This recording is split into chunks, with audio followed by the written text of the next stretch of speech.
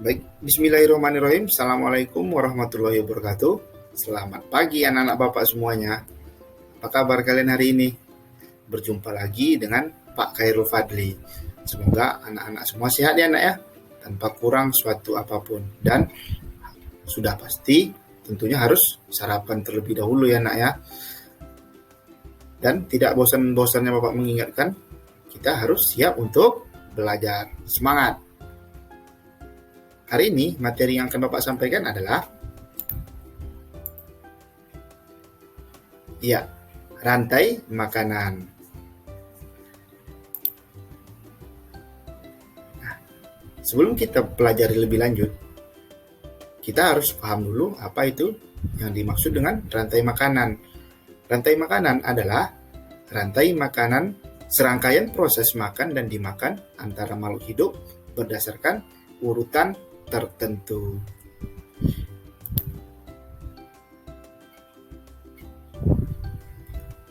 Nah, apa saja komponen dari rantai makanan tersebut? Nah, yang pertama adalah produsen, yang kedua konsumen, dan yang ketiga adalah dekomposer atau pengurai.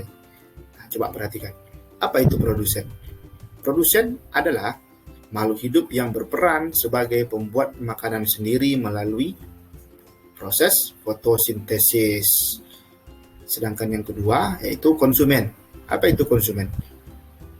Adalah makhluk hidup yang bergantung pada makhluk hidup lain karena tidak bisa membuat makanannya sendiri.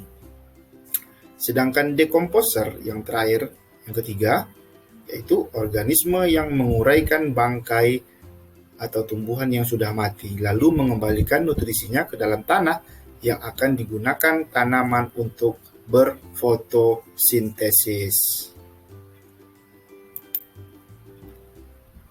Nah, pada tingkatan yang kedua tadi, tingkatan konsumen itu dibagi lagi dia menjadi 3 bagian.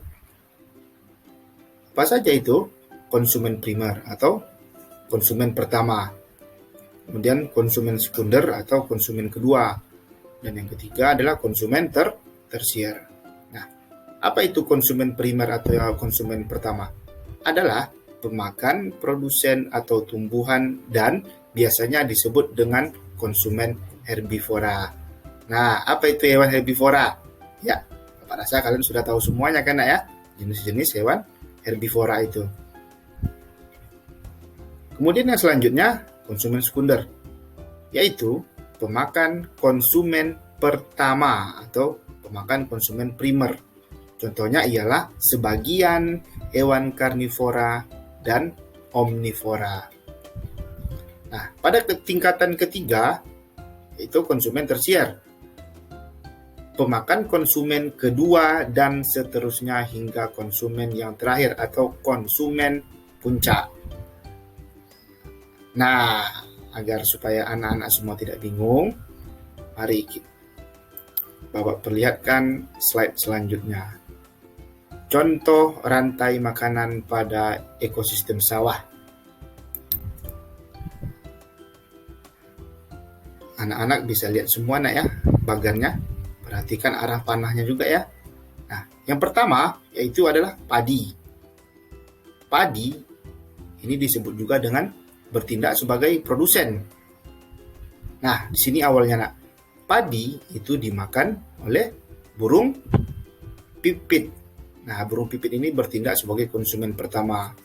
Burung pipit memakan padi. Kemudian burung pipit itu dia mempunyai musuh ya ya. Bertindak konsumen 2 yaitu ular. Ular memakan burung pipit. Nah, ular itu dia termasuk konsumen kedua. Nah, ada konsumen ketiganya. Siapa anak-anak? Iya, elang. Elang memakan ular. Pada ekosistem ini, elang bertindak sebagai konsumen terakhir atau konsumen puncak. Nah, apabila hewan ini mati, elang ini mati, maka akan menjadi bangkai, maka diuraikan oleh ini dia dekomposer atau pengurai. Nah, setelah diuraikan ini, maka dia akan menjadi nutrisi untuk kembali dijadikan untuk tumbuhan berfotosintesis kembali. Nah, kira-kira begitu nak, siklusnya, perputarannya secara terus-menerus. Nah, agar kalian lebih paham lagi, Bapak berikan satu contoh lagi nak ya. Ini contoh rantai makanan pada ekosistem laut. Kalau tadi sawah ya nak ya. Oke, perhatikan. Iya. Nah,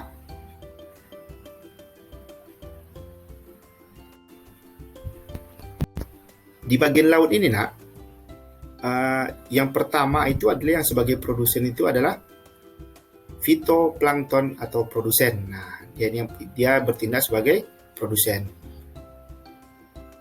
Fitoplankton ini nak dimakan oleh ikan-ikan kecil. Ikan-ikan kecil di laut ini nak, itu dia bertindak sebagai konsumen pertama.